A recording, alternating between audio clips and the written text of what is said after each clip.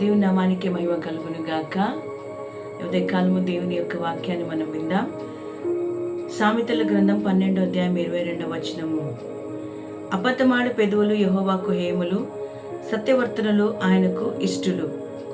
అబద్ధమాడు పెదవులు యెహోవాకు హేయములు అని దేవుని వాక్యం సెలవిస్తుంది. హేయము అనగా అసహ్యము లేక రోత. నా ప్రియమైన దేవుని బిడ్డలారా, అబద్ధమును దేవుడు ప్రేమించేవాడు కాదు. అబద్ధమును దేవుడు ఇష్టపడేవాడు కాదు. నా ప్రియమైన దేవుని బిడ్డలారా, దేవుడు అబద్ధికులను అసహించుకుంటాడని వాక్యము సెలవిస్తూ ఉంది కదా. మరి ఈరోజు మనము ఏ రీతిగా బ్రతుకుతూ ఉన్నాం?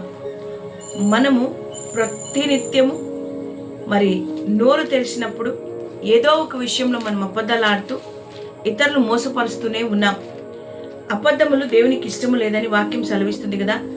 సామెతల గ్రంథం 6వ అధ్యాయము 16వ వచనంలో ఒక మాట రాయబడి, యెహోవాకు అసహ్యములైనవి 6 కలవు, 7 ఆయనకు హేములు. అవేవనగా అహంకార దృష్టియు, కలలాడు నాలుకయు. కలలాడు నాలుక అనే అబద్ధం ఆడే నాలుక అని అర్థము. అబద్ధికులను దేవుడు ఎంత మాత్రమును ప్రేమించే దేవుడు కాదు అని వాక్యము స్పష్టంగా మనకు తెలియజేస్తుంది. మరి ప్రకటన గ్రంథము 21వ అధ్యాయము మరి 8వ వచనంలో కూడా మనం చూసినట్టయితే, ఎలాంటి వారు పరలోక రాజ్యమునకు వెళ్తారు, ఎలాంటి వారు నరకానికి వెళ్తారో ఇక్కడ రాయబడి ఉంది. పిరికివారు, అవిశ్వాసులు, అసహ్యులు, నరహంతకులు, వ్యభిచారులు, మాంత్రికులు, విగ్రహారాధికులు, అబద్ధీకులందరూ. అబద్ధీకులు ఒకరు కాదు, అందరూ. ఎవరైతే అబద్ధమును ప్రేమిస్తూ ఉన్నారో, ఎవరైతే అబద్ధమును మాట్లాడుతూ ఉంటున్నారో, అట్టి అబద్ధీకులందరూ కూడా ఎక్కడుంటారంట?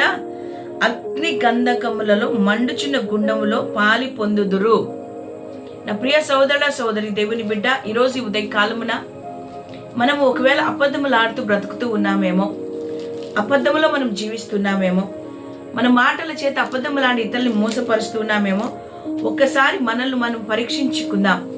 ప్రకటన గ్రంథము 22వ అధ్యాయము మరి 15వ వచనంలో కూడా కుక్కలు, మాంత్రికులు, వ్యభిచారులు, నరహంతకులు, విగ్రహారాధికులు, అబద్ధమును ప్రేమించి జరిగించు ప్రతివాడును, అబద్ధమును ప్రేమించి అబద్ధమును జరిగించు ప్రతివాడును ఎక్కడుంటాడంట?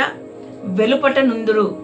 అంటే నీకు పరలోకంలో స్థానము లేదు, నువ్వు త్రోసివేయబడతావు, వెలపల ఉన్నావు. కాబట్టి జాగ్రత్తగా మనము బ్రతకాలని దేవుడు కోరుకుంటూ ఉన్నాడు.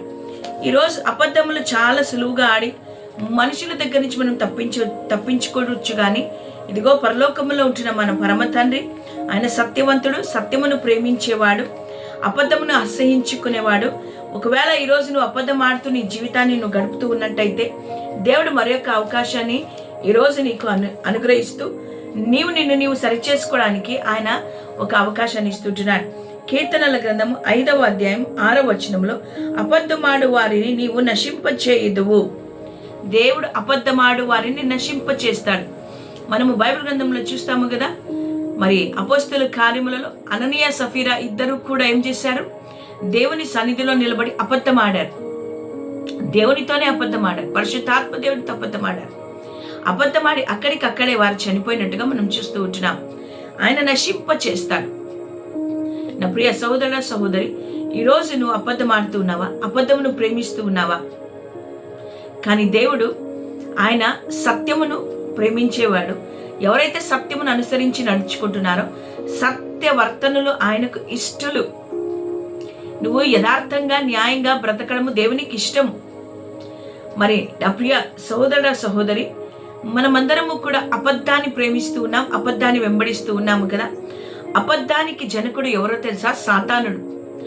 వాడు తిరుగుబాటు చేసిన వాడు, తన్ను తాను ఉన్నతమైన స్థితిలో ఉండాలని ఆశపడ్డవాడు, గర్వపడ్డవాడు, పరలోకము నుండి త్రోసివేయబడిన వాడు. వాడు ఈ భూమి మీదకి దిగి వచ్చి త్రోసివేయబడి వాడిగా వాడి ఇటు అటు తిరుగుతూ మన పితరులైన ఆదాము అవ్వను వాడు మోసము చేత, అబద్ధము చేత వారిని పాపంలోనికి నడిపించాడు కదా.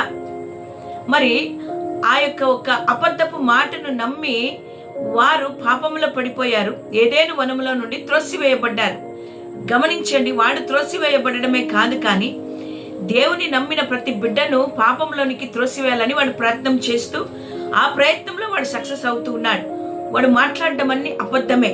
కాబట్టి అబద్ధమును ప్రేమించే వారిగా మనం ఉన్నట్టయితే ఈరోజు ఈ క్షణమందే అబద్ధం ఆడివేయటం మానివేసి, అది దేవునికి హేయము అసహ్యమని గ్రహించి సత్యవర్తనులుగా, సత్యమును మాట్లాడే వారిగా, సత్యమును అనుసరించి నడుచుకునే వారిగా ఉండి ఉన్నట్టుగానే మాట్లాడుతూ మనము యథార్థవంతులుగా దేవుని దృష్టికి కనిపించే వారిగా మనము ఉండాలి. దేవుడు ఎవరైతే సత్యము మాట్లాడతారో వారి యందు ఆయన ఆనందిస్తాడు. ఆయన వారితో సహవాసము చేస్తాడు. అవును నా ప్రియమైన దేవుని బిడ్డలారా, సత్యముగా నీవు దేవునితో సహవాసము చేయి. సత్యవర్తనిగా నువ్వు దేవుని ఎదుట ప్రవర్తించు. సత్యవర్తనిగా నీ జీవితంలో ఉండు. ఆయన అంటాడు, నేనే మార్గమును, నేనే సత్యమును. ఆయన సత్యమైన దేవుడు, ఆయన సత్యమును ప్రేమించే దేవుడు. నీవు నేను అబద్ధం నుంచుకుని ఆయన దగ్గరికి వెళ్తే ఆయన మనల్ని ప్రేమించలేడు. మనం ఆయన దగ్గరికి వెళ్ళలేం. సత్యము కలిగిన వారిగా యథార్థ హృదయముతో, సత్యముతో ప్రతి వ్యక్తితో మనము మాట్లాడాలి. ప్రతి వ్యక్తికి సత్యముగానే మనము ప్రత్యుత్తరం ఇవ్వాలి. కపటమును, ద్వేషమును, కోపమును, అబద్ధమును మనలో ఉంచుకొని సత్యవంతులుగా మనము నటించడము దేవునికి ఇష్టము లేదు.